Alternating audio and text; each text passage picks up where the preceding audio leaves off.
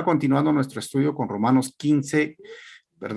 6, versículo 15 al 23, el tema es libres del pecado para ser siervos de Jesús. Y bienvenidos al grupo Dulos, una vez más, grupo de varones de la iglesia de Calvary Chapel.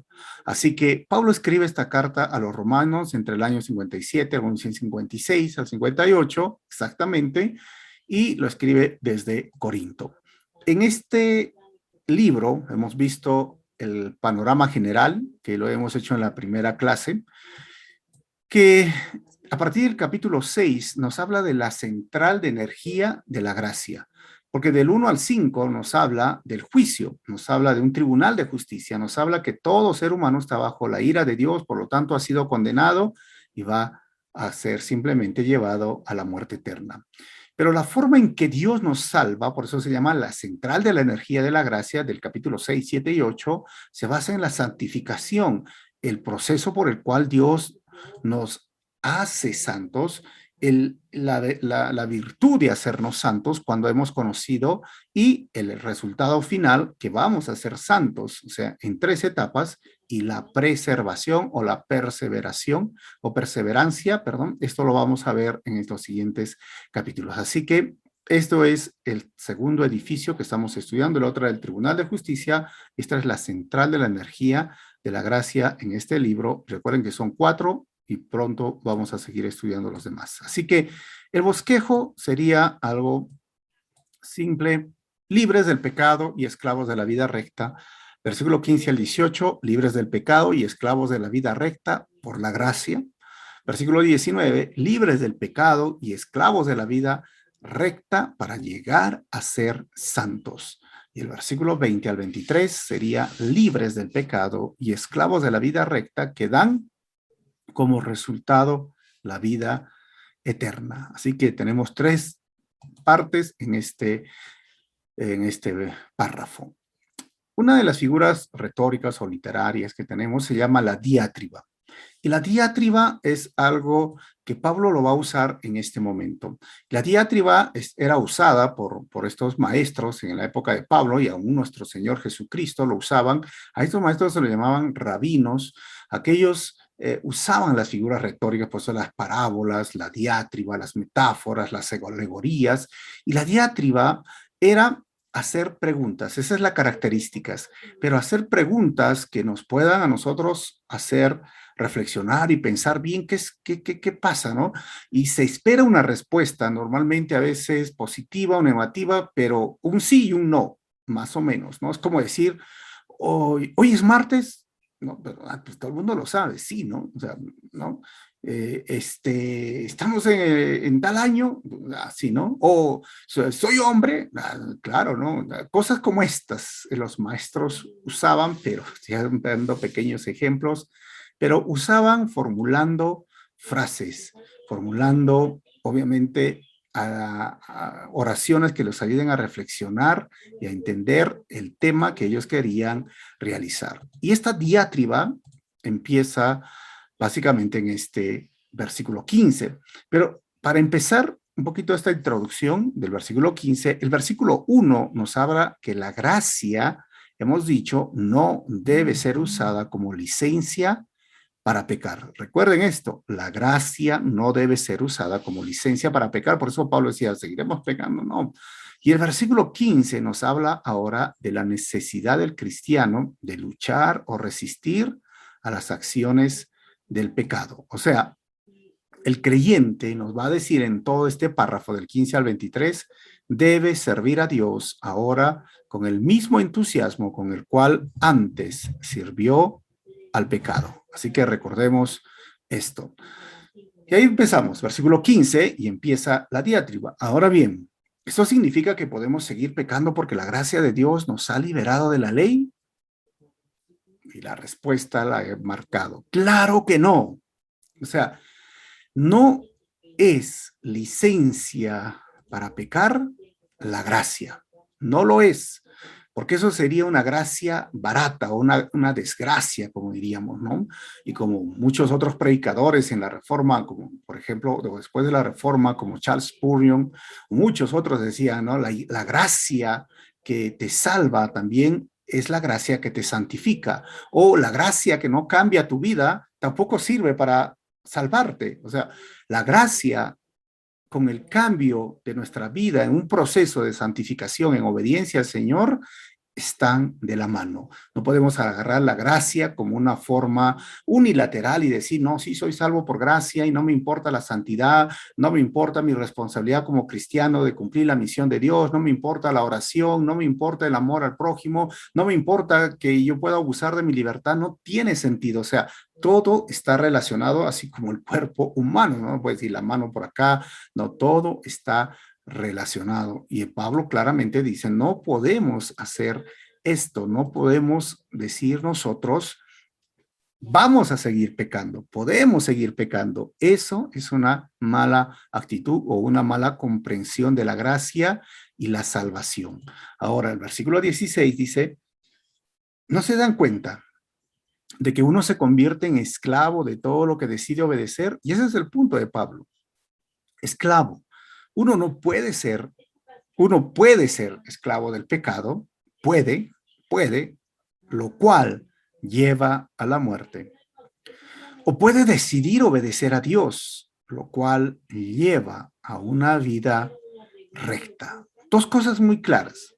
Uno puede ser esclavo del pecado, me va a llevar a la muerte. O puedes decidir obedecer a Dios, lo cual lleva a una vida recta. Ahora, Pablo usa en todo este párrafo como analogía la esclavitud. Si estamos ahorita en 2021, ¿no? Imagínense, diríamos, ¿la esclavitud está bien o está mal? Obviamente todos dirían, pues está mal, ¿no? O sea, lo más preciado que tiene el ser humano es su libertad. Pero Pablo lo usa en el sentido de que muchos de los que vivían en Roma, casi la mitad de los que vivían en esta ciudad, medio millón, eran esclavos. O sea, que era un tema común. Y ellos no lo veían mal, la esclavitud. Y es curioso, ¿no? Porque si preguntamos, ¿a Dios le gusta la esclavitud? Obviamente a Dios no le gusta la esclavitud. La Biblia no avala la esclavitud, pero a veces, como este tema de la esclavitud, muchas personas lo miran y lo ven como si fuese, bueno, ¿no? Habían cristianos antiguamente que tenían esclavos. Es lo mismo que decimos ahora, ¿no? Ah, no, pues yo tengo la gracia, pero no hay ningún problema en pecar. O sea, no hay ningún problema en que seguir teniendo esclavos o en seguir cometiendo pecados inmorales. Pablo va a hablar definitivamente, no es posible, porque si mientras exista la gracia y usando esta analogía de la esclavitud, no es posible. ¿Por qué? Porque uno realmente se convierte en esclavo. Y el esclavo, a veces, una cosa es tener esclavos y otra cosa es ser esclavo. Y el que era esclavo obviamente lo entendía. Uno no puede ser esclavo del pecado. Uno se somete a algo y llega a ser esclavo para esto. Entonces, bajo esta perspectiva, Pablo nos dice que solo hay dos opciones para el ser humano sobre quién será su amo. Al final, esclavos vamos a ser todos. Esclavo del pecado, amo que te esclaviza hasta llevarte a la muerte. Y Cristo en obediencia, que es un amo amoroso que te lleva a la vida eterna muriendo en tu lugar. Así que hay dos opciones para Pablo. Y Pablo es muy claro acá, el pecado o la obediencia a Cristo o Cristo a la obediencia, ¿cuál de los dos nosotros vamos a tener? O sea, como les dije hace un momento, muchas veces pensamos que podríamos nosotros tener una tercera opción. La Biblia no habla por terceras opciones. Siempre hay la puerta angosta, la puerta ancha, el camino angosto, el camino ancho, el reino de Dios, el reino de las tinieblas. O estás con Dios o estás con el diablo, el enemigo en su reino, Satanás, o tienes vida eterna o tienes muerte eterna. Y lo digo esto porque hay personas que dicen, mira, ya sabes que yo no quiero estar en este lado de Dios porque muy religiosos, ¿no? Me parece muy cucufatos, muy, no sé, retrógradas. No quiero estar así, fanático, pero tampoco quiero ser uno del mundo, no sé, un agresor, un violador, un delincuente. Así que yo me voy a mantener acá en el centro. Yo creo que soy buena persona. creo que soy, ¿no? Pues al principio les decía, si hay un violador y ha matado a ese niño y luego se presenta ante el juez y le dice, ¿sabes qué, señor juez? Yo pago mis impuestos, yo respeto la luz roja y, ¿sabes? Y etcétera. Y el juez, ¿qué le va a decir? Ah, entonces tú tienes puntos a favor frente a estos puntos en contra. No tiene sentido. Es imposible que un ser humano pueda pensar de esta forma. Todos somos pecadores y bastó un pecado, una desobediencia en Adán, que nos mostró en el capítulo 5, para que toda la raza humana caiga en condenación. ¿Y qué hace pensar a esas personas que piensan que hay una tercera opción, que se quieren mantener neutrales, que no quieren estar en este extremo ni en el otro extremo y dicen yo soy buena persona y no me meto ni para aquí ni para allá, pero sabes que yo creo que Dios me va a perdonar porque sí, yo no he sido tan malo? La verdad es que ya eres pecador de nacimiento y si has mentido, eres un mentiroso y los mentirosos no entrarán al reino de los cielos. Y si has tomado el nombre de Dios en vano, tampoco ellos entrarán al reino de los cielos. Y si has tomado algo que no es tuyo, has robado y los ladrones no entran al reino de los cielos. Entonces, ¿dónde estás? No estás en la tercera opción, estás en la siguiente, la segunda. O estás con Dios o estás con el enemigo en el reino de las tinieblas. Así que para Pablo era así. Para Pablo era claro, o te vuelves esclavo del pecado, y significa esclavo es que no tienes opción y te está latigando y la esclavitud era cruel, era difícil y estás ahí como esclavo del pecado y te está llevando a la muerte, o vas a decidir obedecer a Dios, lo cual nos lleva a una vida recta o vivir en justicia, como dice el versículo en otras versiones. Nosotros podemos llegar a vivir una vida justa. Recuerda muy bien estas dos opciones. Ahora, el pecado, sí, el pecado es agradable, pero su fin es la muerte. Obedecer a Dios quizás no puede ser tan agradable. ¿Sabes por qué no puede ser? No es que no nos guste muchas veces obedecer, que a veces nos hemos acostumbrado a ese pecado que es agradable, que nos gusta el pecado, pues tiene su atractivo, ¿no? Tiene, como diríamos, su sabor, no sé, porque si no, no sería pecado, pues, ¿no? No sería algo atractivo, pero nos lleva a la muerte. Y el obedecer a Dios a veces nos puede causar un momento de dolor, un momento difícil, pero nos lleva a la vida eterna.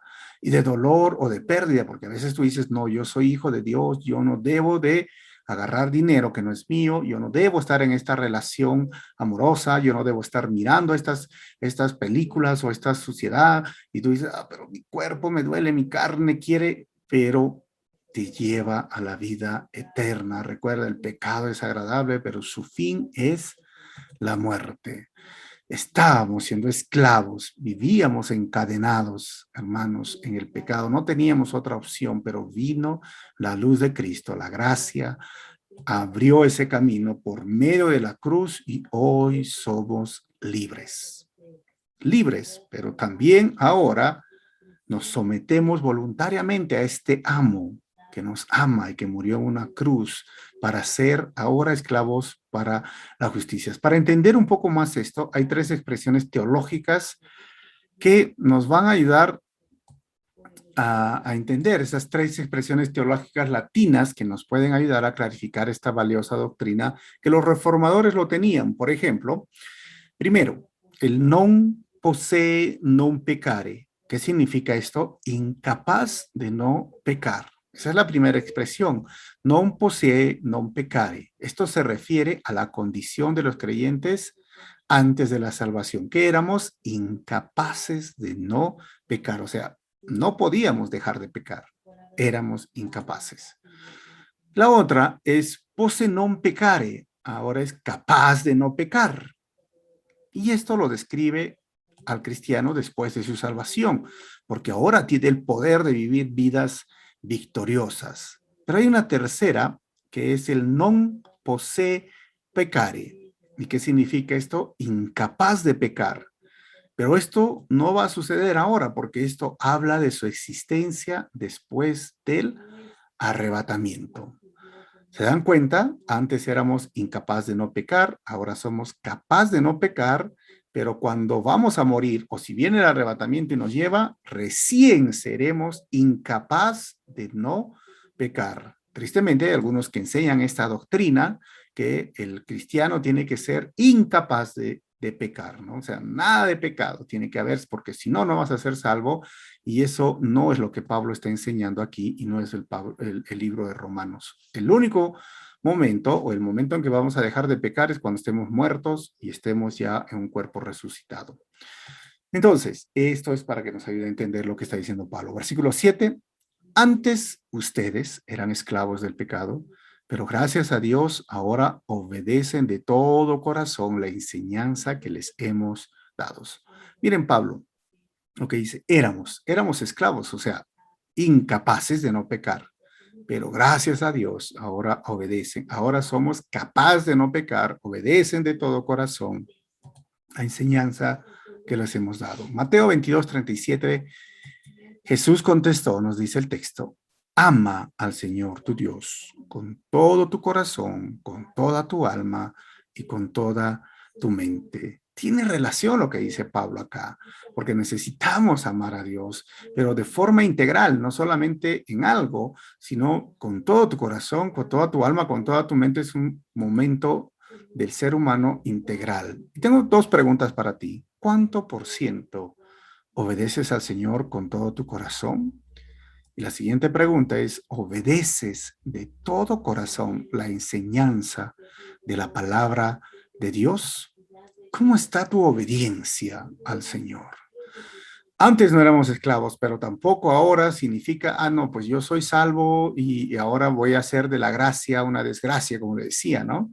Esa actitud, ya vimos en el estudio anterior, es irresponsable y no vale la pena. El escritor de Hebreo mismo decía, ¿cómo es posible, no? Que van a volver a pisotear la cruz o el sacrificio, la sangre de Cristo, volver atrás. O sea, no tiene sentido. El que es hijo de Dios también desea obedecer a su Señor. ¿Cómo está tu obediencia? Y es más, Jesús muchas veces dijo, ¿no? Si ustedes realmente me aman, me obedecerán o obedecerán mis palabras. Hace poco teníamos un hermano, decía igual del papá, ¿no? Ustedes, muchos son padres aquí. ¿Qué prefieren? Que sus hijos digan, ¿sabes qué? Mi vida es un desorden, ¿no? Desobedecí todo lo que tú me dijiste, pero por lo menos, ¿no? Por lo menos, lavé mis servicios, lavé mi vaso, no sé, bueno, tendí la cama, hice la cama, pero desobedeciste en el sentido de yo te dije que no salgas, que no te expongas ese peligro, que no hagas esto. Entonces, la desobediencia causa dolor y es igual en el Padre Celestial, en nuestro Señor Jesucristo. Él dice, si me aman, obedecerán mis mandamientos.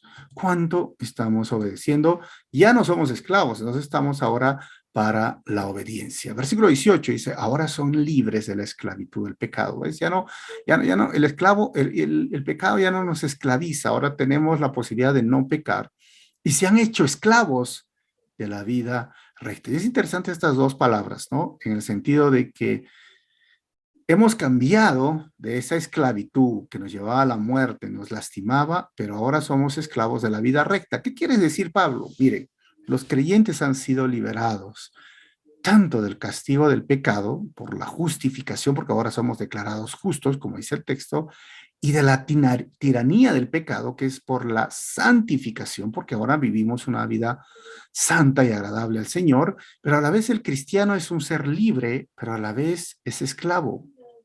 Ojo, el cristiano es un ser libre, pero a la vez es esclavo, y es otra, ¿no? de las paradojas que tenemos en el libro, en la Biblia, mejor dicho, ¿no? ¿Cómo es que soy libre y a la vez esclavo? Pablo habla, y va a hablar más adelante, que tu libertad no sea motivo de tropiezo. Algunos cristianos dicen, pero conocen de la gracia y dicen, pero entonces soy libre ahora, sí eres libre, pero esa libertad tiene que ser usada con responsabilidad. Esa libertad nos vuelve también ahora esclavos de qué? De mi hermano, de amar a mi hermano. Esa libertad me vuelve esclavo de vivir bajo un amo que me ama y cumplir su misión. cumplí los mandamientos de Dios. Ahora, pero es una esclavitud en la cual yo me someto por amor, porque este tipo de esclavitud también existía en el tiempo de la Biblia, donde un esclavo podía ser liberado por su amo y el amo decía, ¿sabes qué? No tengo dónde ir, yo quiero que siga siendo mi amo. Entonces perforaba su oreja para decir, bueno, este es un esclavo libre. ¿Cómo puede haber esclavos libres? Eso es lo que somos nosotros. Somos libres, pero esclavos. Esclavos en el sentido de servir a nuestro Señor o siervos de nuestro amo, el Señor Jesucristo, pero como les vuelvo a repetir, es un amo que nos ama, es un amo que nos dirige, un amo que quiere lo mejor para nosotros y quiere que también sirvamos a nuestro prójimo. Y eso es algo que va con la responsabilidad. Muchas personas podrían decir, pero entonces la gracia, yo lo puedo agarrar porque al final soy salvo por gracia, no importa lo que haga. Dirías, en un sentido, sí, no importa lo que hagas, pero sí importa. Sí importa. Importa que nosotros vivamos no solamente amando a Dios, sino amando al prójimo y también, obviamente, respetando sus mandamientos. Por eso el cristiano es un ser libre, pero a la vez es esclavo, como dice, antes eran esclavos al pecado, ahora son para vivir vidas justas y esto es santificación. Hermanos, el mundo se está muriendo y no necesita de esos cristianos libertinos o que hagan de la gracia un libertinaje, necesita de hombres que cumplan su misión, que también sean esclavos de la justicia o de ser declarados justos o de cumplir su misión o de vivir una vida santa, porque el mundo lo necesita. Versículo 19, libres del pecado y esclavos de la vida recta para llegar a ser santos. Así que Pablo en este siguiente versículo nos dice, uso la ilustración de la esclavitud para ayudarlos a entender todo esto, porque la naturaleza humana de ustedes es débil. Miren, es débil la naturaleza humana. En el pasado se dejaron esclavizar por la impureza y el desenfreno. Así vivía la iglesia de Roma, así vivían los cristianos de Roma, pero también no está lejos de nosotros, ¿no? ¿Cuántos hemos vivido en esa impureza, en ese desenfreno? Lo cual los hundió aún más en el pecado. Si antes vivíamos así, ¿qué nos dice Pablo? Ahora deben entregarse como esclavos a la vida recta para llegar a ser santos. Y ahí es muy interesante, ¿no? Porque dice Pablo, vivíamos así, Dios nos sacó de eso, pero hay un propósito mayor, tú tienes que llegar a ser santo. Y aquí, esto es uno de los temas que lo vamos a resaltar, porque ¿cómo yo voy a llegar a ser santo o yo ya soy santo? Pues este tema de la santidad o la santificación, que tiene que ver obviamente con la justificación, que es ser declarado justo, ahora deben entregarse como esclavo a la vida recta, y esa es la única forma de llegar a ser santos. Nos habla de esto. Primero, es imposible ser neutral, como les dije, no puedo estar en el centro, o estoy con Dios, y si estoy con Dios, voy a vivir una vida santa, o estoy en el lado del enemigo y me estoy muriendo en mis pecados, porque cada persona tiene un amo, o es Dios, o es el pecado, y el cristiano no es alguien que no puede pecar, sino es alguien que ya no es esclavo del pecado. Hasta ahora nos dice esto, y un cristiano ahora pertenece a Dios.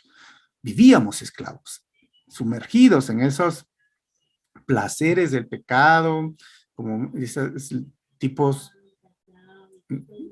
podríamos llamar, etcétera, etcétera, los pecados en los cuales estábamos sumergidos porque no había otra opción, pero ahora somos libres porque Jesús también dijo, ¿no? Todo el que comete pecado es esclavo del pecado.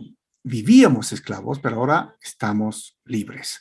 Y esto por el acto de la salvación, porque todo hombre, según lo que hemos visto en el capítulo 5 también, está degenerado, ¿no? Es esclavo del pecado significa degenerado, sumergido en este mundo de maldad, oscuro en su corazón. Y cuando un ser humano está degenerado, que es la gran mayoría de personas, no los cristianos, está muerto en pecado y está muerto para Dios.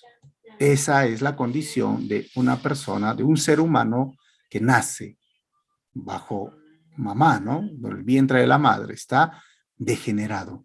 Pero ¿cómo sucede esto que llega a ser regenerado?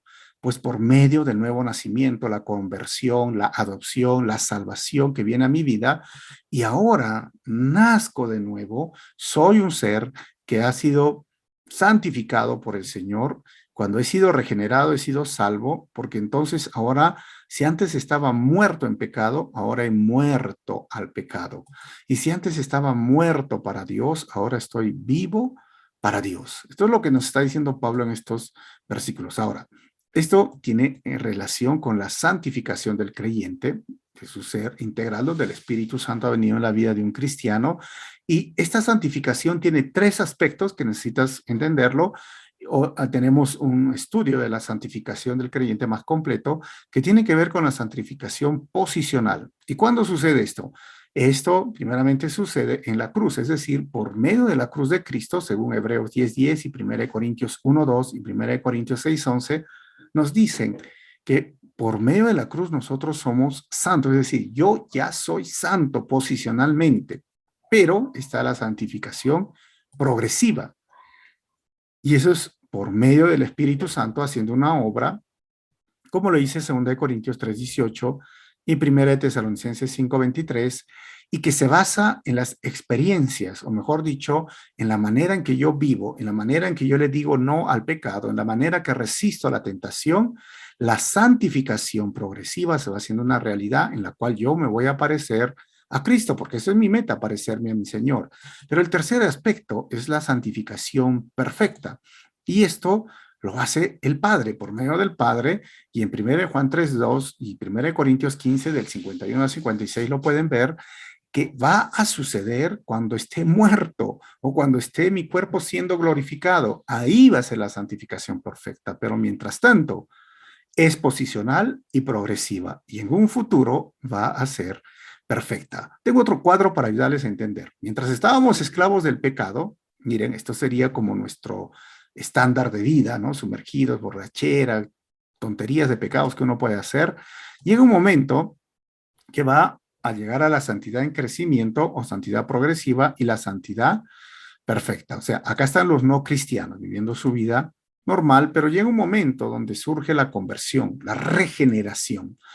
Y en este momento de la conversación, la santificación progresiva, a medida que yo entiendo el evangelio, voy dejando esos pecados, ¿no? Y a veces esos pequeños pecadillos, que lo podríamos decir, que a veces nos hemos acostumbrado, pero al final son pecados y necesitamos dejarlo porque está nuestra santidad en crecimiento y podemos pasar toda la vida, algunos más rápido, algunos más lento, pero la santificación o la santidad perfecta llega en la muerte, en el estado eterno de la glorificación. Así que esto es muy importante porque eso Pablo decía, antes eran esclavos, así, pero ahora, ustedes son esclavos para vivir, hacer obras justas y para que sean santos. O sea, también en la santificación progresiva yo tengo que desear, yo tengo que tomar la decisión, yo tengo que querer, yo tengo que ser responsable, yo tengo que cumplir mis deberes, yo tengo que a cumplir los mandamientos porque amo a mi Señor. Esto se llama la santificación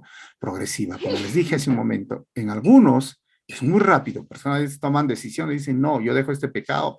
En algunos es más lento. ¿Y qué lo determina? Simplemente, yo diría, la comprensión de la palabra, tu amor a Dios, el entender el propósito por el cual Dios te ha llamado y también entender que Dios no pasa por alto ningún pecado y tú dices, bueno, yo no voy a ser motivo una vez más de causar este dolor en mi vida, porque el pecado siempre causa una mala relación con el Señor.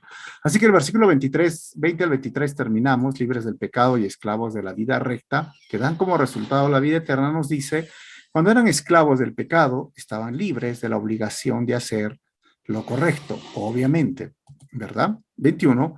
¿Cuál fue la consecuencia? Dice Pablo, que ahora están avergonzados de las cosas que solían hacer. Yo no estoy orgulloso de mi pasado, hermanos. A mí me avergüenza mi pasado, como Pablo, o como quizás tú también te puedes identificar, cosas que terminan en la condenación eterna. Ahí podemos recordar la vergüenza que podría producir con esta mujer que fue descubierta en adulterio. ¿Cuántos recuerdan? pero Dios lo perdonó. Esto, si vivía de esta forma, como dice Pablo, iban a vivir en condenación eterna, o el caso de David con Betsabé, pero hallaron gracia. David halló gracia, la mujer halló gracia, y ahora son diferentes. El versículo 22 dice, pero ahora, y ahí viene el tema, ¿no? Quedaron libres del poder del pecado y se han hecho esclavos de Dios. Ahora hacen las cosas que llevan a la santidad y que dan como resultado la vida eterna. Y este es el contraste, ¿se dan cuenta? No es una gracia barata, no es una gracia que cae en desgracia, sino es que ahora entendemos que la gracia que me salva también me santifica. Estas cosas llevan a la santidad. Ahora podemos vivir en familia, haciendo nuestro devocional, leyendo la Biblia, orando. Antes no lo hacíamos. Podemos ayudar a los más necesitados. La iglesia, ¿no? Está en el mirador, ayudando a muchas personas que perdieron su trabajo, ayudando a familias con bolsas, con canastas de comida, Moisés, ¿no? Juanito, los hermanos que ayudamos con muchos víveres, y a niños, niñas que se ayudó, a personas. Antes no hacíamos eso, ¿no? Antes quizás el dinero era para el pecado, la borrachera o tonterías. Hoy somos esclavos de Cristo, de Dios, para hacer obras justas y que nos llevan a la vida eterna. Versículo 23, pues la paga que deja el pecado es la muerte. Pero el regalo que Dios da es la vida eterna por medio de Cristo Jesús, nuestro Señor. Así que Pablo habla este tema ahora de el pagar. Los amos en ese tiempo pagaban a los esclavos, o sea, más está hablando del trato que les daban a ellos. Habían buenos amos, pero habían amos, la gran mayoría eran perversos, malos. Y Pablo, entendiendo el mundo romano, dirigiendo esta iglesia de Roma, donde más de la mitad de las personas que vivían en esta Roma, capital del imperio romano, eran esclavos, decían, la paga del pecado es la muerte. Así que Pablo lo pone muy claro, hermanos. Miren, para Pablo hay blanco y negro. No hay medias tintas, no hay tercero, como le decía. El blanco es el regalo de Dios, la gracia, la vida eterna, y solamente viene por Jesús. Lo negro es el pecado, es la muerte eterna. ¿Qué pago tú prefieres, no? ¿La muerte eterna o la vida eterna? ¿Cómo prefieres pasar tu eternidad? Al final, cada uno tiene la libertad de escoger entre dos amos. No hay tres, dos, pero no está en condiciones de regular las consecuencias de esa elección. Puedes elegir vivir para el pecado, para el reino de Satanás, donde la tentación no puede venir cada día, pero recuerda que el pecado paga con la muerte. O puedes elegir el sacrificio que hizo nuestro Señor en la cruz, que murió en tu lugar y resucitó al tercer día para darnos hoy una oportunidad. La paga de Cristo por tu obediencia es la vida eterna. Así que elegimos en un momento. Conclusiones finales. Primero, el ser humano caído no tiene otra opción frente al pecado, porque es esclavo del mismo. Solo en Jesús somos libres de ese poder del pecado y podemos elegir pecar o no pecar. Número 2, somos declarados justos para realizar acciones justas y el resultado será una vida en santidad. Número 3, ahora somos libres completamente de la tiranía del pecado, pero somos esclavos voluntariamente de un amo amoroso y misericordioso. Y número 4, las afirmaciones de Pablo son blanco o negro, vida eterna o muerte eterna. No hay una tercera opción. O escoges la vida y obedeces los mandamientos de Dios y decides seguir a Jesús como tu Señor y Salvador, o estás en la muerte y te espera la condenación eterna, el lago de fuego. Vamos a orar. Señor Jesús, una vez más te agradecemos por tu obra maravillosa que has hecho en la cruz por nosotros, por perdonarnos, por abrir nuestros ojos ahora, Señor, y ver tu salvación, por la gracia que es derramada para que podamos nosotros tener acceso hacia tu misma presencia. Antes estábamos muertos y ahora tenemos vida. Antes estábamos en condenación y hoy tenemos glorificación. Antes vivíamos esclavos del pecado y nos llevaba a la muerte. Hoy somos esclavos tuyos voluntariamente por amor. Y te amamos, Señor, con todo nuestro corazón. Y una vez más ratificamos nuestro amor hacia ti y ratificamos nuestro compromiso de seguir siéndote fiel hasta el día en que tú nos lleves. Gracias por todo esto, Señor. En tu nombre, Jesús, oramos así. Amén.